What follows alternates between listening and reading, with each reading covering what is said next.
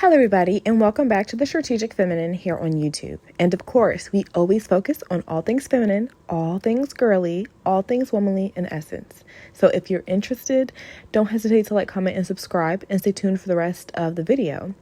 I was thinking about this topic and it seems super refreshing. I wanted to talk about the features that Black women don't have to pay for. I don't know. I think that that's something new, kind of spicy a little bit. And I just think that we should, we always talk about how we're the blueprints, y'all know. That's just like the Eve gene eats, of course, as it should. So I think that it is just something that I want to do. Maybe call it a humble brag, if you would. So yeah, if you relate, drop a like, comment, subscribe, and stay tuned for the rest. We're just going to come out the gate swinging, thick, beautiful lips. We don't have to pay for. We don't have to do anything for. We barely even have to use lip pumping lip gloss. You know what I mean? Lip pumping lip gloss gets my lips looking like picture perfect. You know what I mean? But on a day-to-day, lip filler is not something that I'm interested in getting or ever thought of or anything like that. And that's not to look down on the girlies. I'm just saying that that is within some people's wheelhouse, their beauty standard. They get their lips done. That is a feature that Black women at mass, we don't have to pay for. And, thank God. So yeah, Black women across the nations, one thing that we, for the most part, have in common, and that's not to say that every Black woman has thick, juicy, voluptuous lips, but most of us have above, average sized lips. So that's just something that has been really popular recently, and we've been able to bask in, which is enhancing and loving our natural features. So as Black women, we don't have to pay for a spray tan. Tans every single week. I have a spray tan membership, Versa Mystic. I am a professional. Like on my resume, it literally says avid spray tanner. Like my posing is sharp. Like it is to the degree. So I'm addicted to this, not in a literal medical sense, but I don't think I could live without it. This is an insane amount of glow, but my skin always has the best tan, best glow, even skin tone during the summer months. And we're naturally, that beautiful chocolate, or insert whatever food name that is relevant to you right here. We naturally have that in our pigmentation. We naturally have that being built within our skin cells daily. This melanin, it protects us from the sun. It keeps us nice looking, So while some, it is, within their wheelhouse, they have to pay for spray tans, or maybe they just enjoy a spray tan, of Black women that get spray tans, but I don't know what the results of those actually ended up looking like. And yeah, I just think it makes us look picture perfect all year round. If that was something that was your beauty standard, like to have tan skin or olive skin or whatever it is, us naturally having that glow, that pigment, and that overall shine and stuff. A lot of the times we grew up just putting Vaseline on our face and walking straight out the door. Our skin is usually picture perfect, camera ready. So it's something that I like to highlight myself, and it's something that we don't have to pay for as a nice feature that we naturally have within our phenotype. It goes without saying that most Black people have some sort of curly hair. Now, the curl type does vary. You have type 3s and then you have type 4s, which are very type coils more so. And all of us naturally have these voluminous curls, bouncy, voluptuous, moisturized, hopefully, if you go do your, deep cleaning routine. And just beautiful curly hair. And this is something that is very popular. Let me just say, curly hair is beautiful in all shapes, sizes, and races. I be seeing some of the non-melanated sisters. I don't know what else to call y'all. Hey. They have cute little fros too, and I be loving it. But curly hair is not something that they have to pay for. We don't have to pay for it. Those who are just naturally, I'll allow this to be a freebie. Those who naturally have curly hair don't have to pay for it, but definitely Black people, we don't have to perm our hair to get it to look a particular way. Take the 1970s blowouts. A lot of those girls had to do chemical treatments on their hair to make it voluptuous, to make it withstand gravity. I can make my hair do that with a flex rod set. Simple. And a little bit of hairspray. I might need a little bit of hairspray. I'm not going to stretch it, but Yeah, so the curly hair, the voluptuous, the wind defying, air defying hair, yeah, that's something that we naturally get a part of the phenotype package. Uh, Unfortunately, most don't get to experience that due to being a lace front bandit or a bleached blonde baddie. But I'm telling you, if you put down the chemicals for 2 seconds and love your curly, bouncy hair into fruition, and then it gets long and bouncy and shiny and gorgeous, you would see what I'm talking about. And it's like something that I would like. Once my hair gets down to waist length, I would cherish it with my life because I just know that's so beautiful. And it's a testament to a woman's beauty, care, and patience. So yeah, we don't have to pay for curly hair. Our hair naturally bounces and does that thing. So it's very nice to see when the girls do rock it because it's absolutely cute. And let's circle back to that skin for a moment because I want to be very clear. I'm personally chocolate, so that's why I mentioned it. But most black people, no matter what they're mixed with, or like if they're light skinned, monoracially black, or what have you, they can still tan, and they tan really nicely.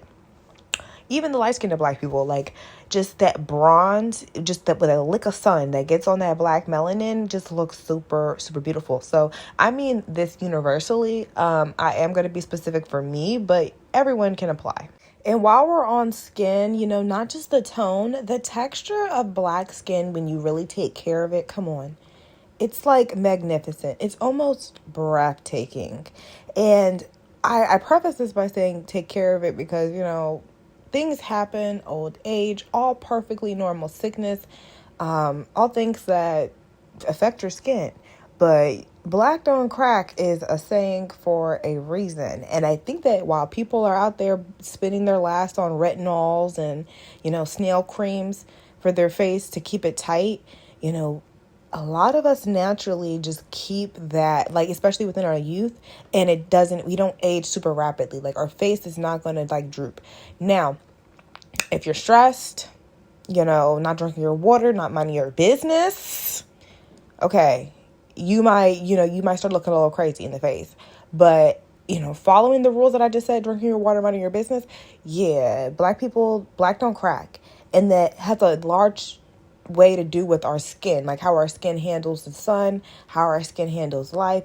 We usually look very good for our age, and that's just something that doesn't change. Like, even universally, a 6-year-old black person to me looks a little bit better than blase, blase, blase.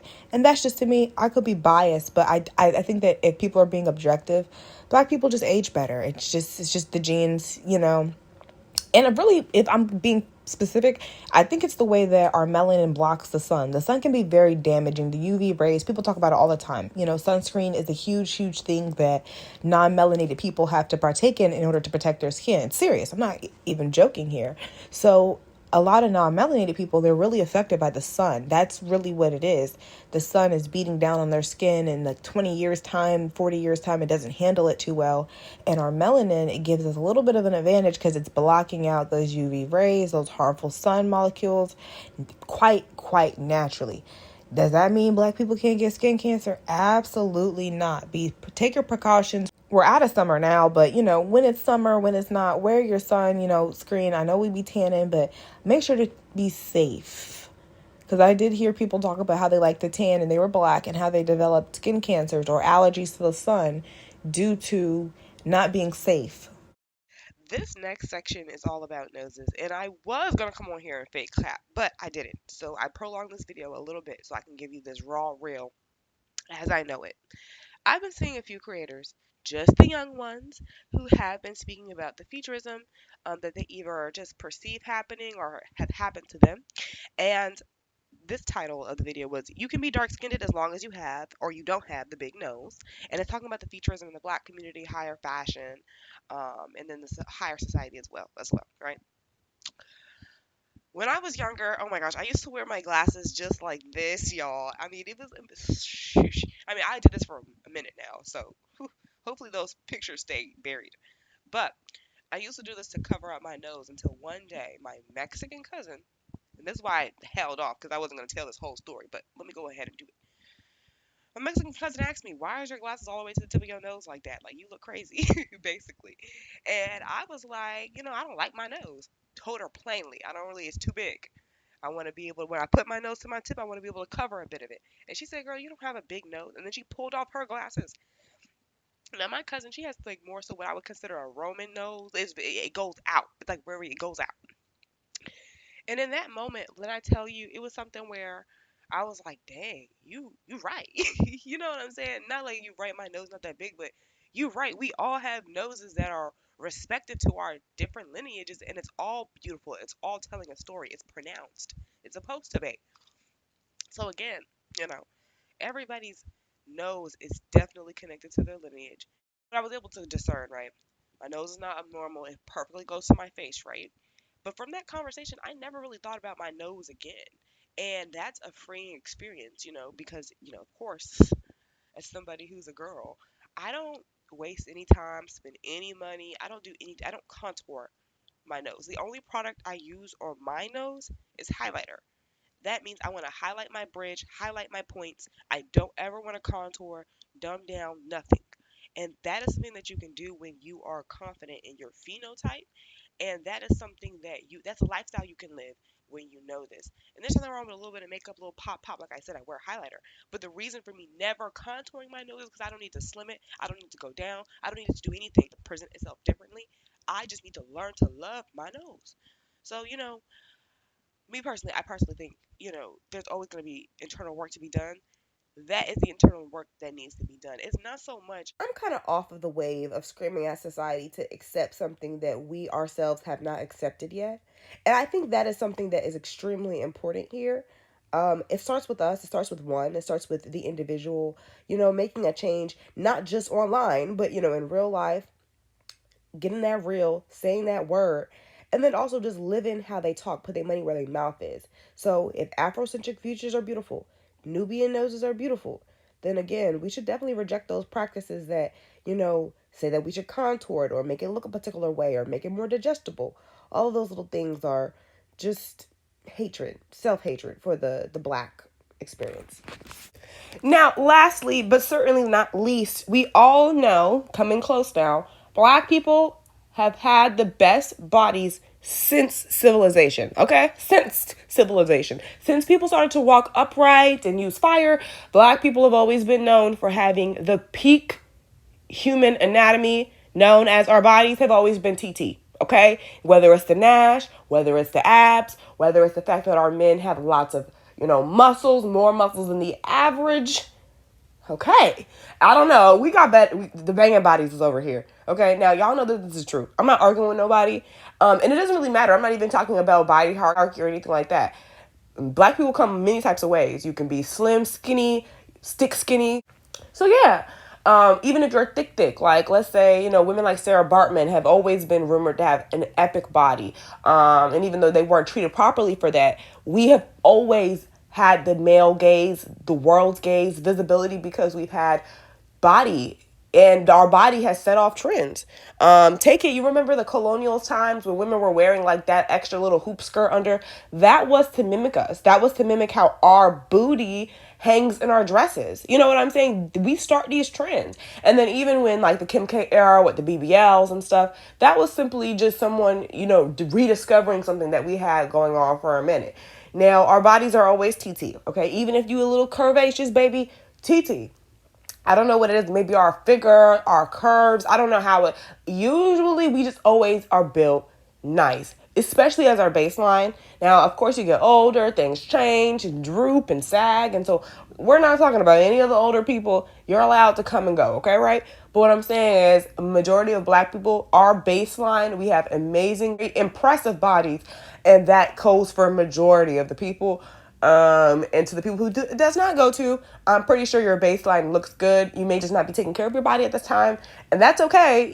Just be real about that, right? Another thing, because I feel like black people are also very rumored to be extremely expressive people. Now that's true. We love to dance, laugh, kick, hop up in one knee when we laugh. That's just something that we do. So I would like to add on to here smiles. Our smiles blow lots out the water. We have beautiful smiles.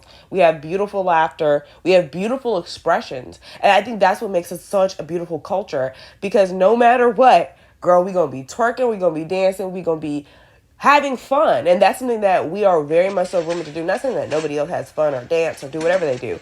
I just am giving highlight to my culture as a foundational Black American.